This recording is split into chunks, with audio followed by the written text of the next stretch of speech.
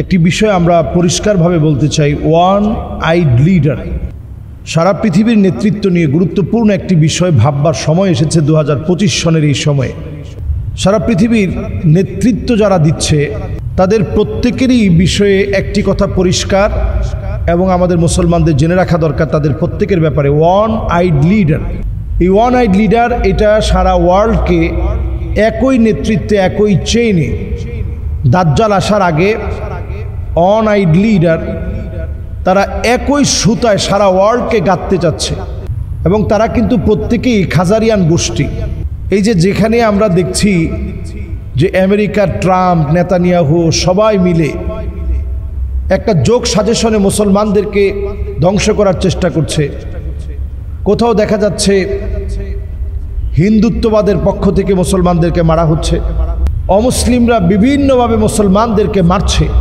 এই one eyed leader সারা দুনিয়ার ভিতরে মুসলমানদেরকে হত্যা করার যে অপচেষ্টা চালিয়ে যাচ্ছে, এই সময়ে নবী সাল্লাল্লাহু আলাইহি সাল্লামের গুরুত্বপূর্ণ একটি হাদিস আমাদেরকে বারবার স্মরণ করিয়ে দেয় যে পৃথিবীটা নবী সাল্লাল্লাহু আলাইহি সাল্লামের হাদিস অনুযায়ী বাস্তবতার নিরিখে কতটা শেষ সময়ে উপনীত হয়েছে।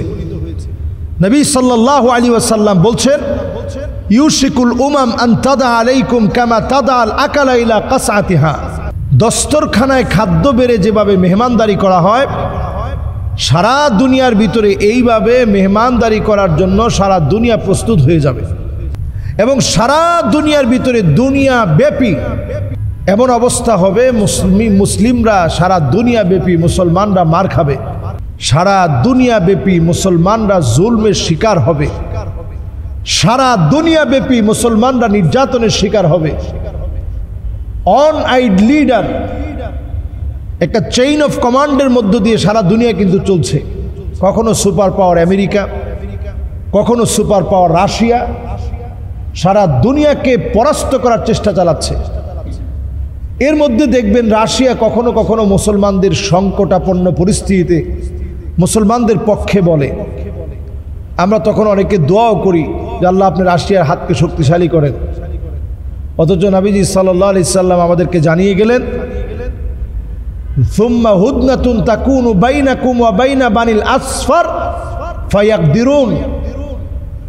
অর্থোডক্স খ্রিস্টানদের সঙ্গে তোমাদের একটা চুক্তি হবে, বেশি দিন এই চুক্তিটা থাকবে না। ফায়াকদিরুন, অতঃপর এই চুক্তি ভঙ্গ হয়ে যাবে।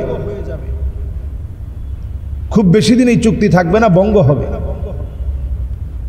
আজকে সেই বিষয় যদি আমরা চিন্তা করি তাহলে চুক্তির এই সময়টা টিকবে না, থাকবে না, বরং ভঙ্গ হয়ে যাবে।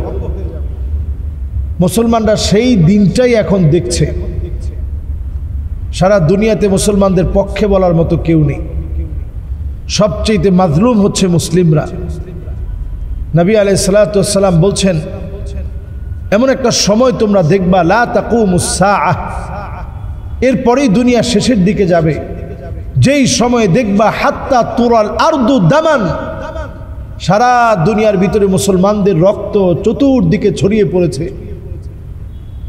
ওয়া ইয়াকুনাল ইসলামু গরীবা, ইসলামকে মানুষ সবচেয়ে দুর্লভ, দুর্বল, সবচেয়ে দরিদ্র মনে করবে মুসলমানদেরকে, ঠুনকো মনে করে মুসলমানদেরকে আঘাত করবে, সব দিকে মুসলমানদেরকে মারা হবে। এরপরে আল্লাহ রাব্বুল আলামিন চূড়ান্ত ফয়সালায় আল্লাহ তাআলা মুসলমানদেরকে বিজয়ী করবেন।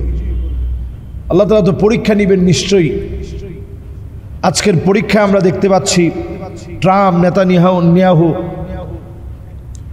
ট্রাম্প এবং নেতানিয়াহুকে ইসলামের শত্রু, এই কথাও মুসলিম বিশ্বের অনেকে স্বীকৃতি দিতে চায় না। আমাদের ইমানের এরকম দৈন্য দশা চলছে। ঠিক এই সময়ে আল্লাহর হস্তে, এই সময়ের দাবি অনুযায়ী তাদের বিভিন্ন চিন্তা চেতনা আদর্শকে একেবারে মুছে ফেলে দিয়ে, ঝেড়ে ফেলে দিয়ে নিতান্ত আল্লাহর দিকে আসুন, আল্লাহ পাকের গোলাম হওয়ার চেষ্টা করুন।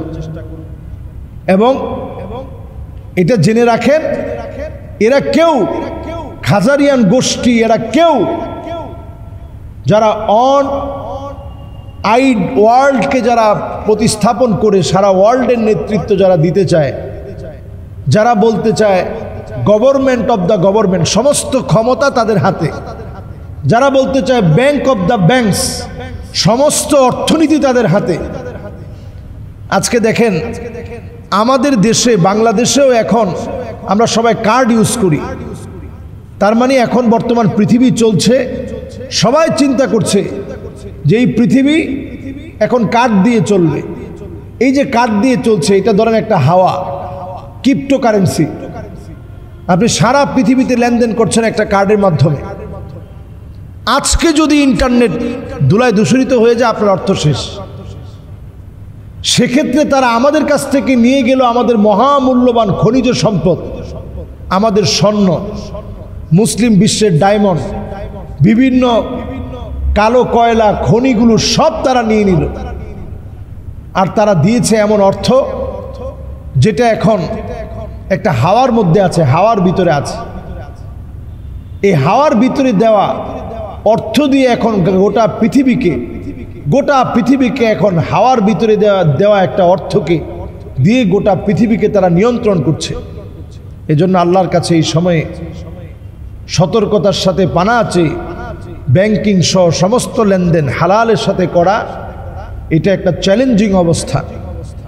এই চ্যালেঞ্জিং অবস্থায় যারা নিজের ইমানকে টিকিয়ে রাখবেন, নবী সাল্লাল্লাহু আলাইহি সাল্লাম বলছেন খমসুন, তাদের দাম হবে 50 জনের মতো।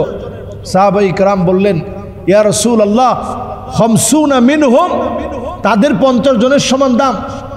নবীজি বলতেছেন, না, খমসুনা মিনকুম, তোমাদের 50 জনের যেমন আল্লাহর কাছে দাম, শেষ জামানায় যদি কেউ ঈমান নিয়ে চলে, তাদের দাম তোমাদের 50 জনের সমান দাম আল্লাহ তাআলা দান করে দিবে। সুবহানাল্লাহ বিহামদিহি। এই জন্য এই সময়ে আমরা আমাদের শত্রুদেরকে চিনতে হবে। আল্লাহ আমাদেরকে তৌফিক দান করুক। আসসালামু আলাইকুম ওয়া রাহমাতুল্লাহি ওয়া বারাকাতুহু।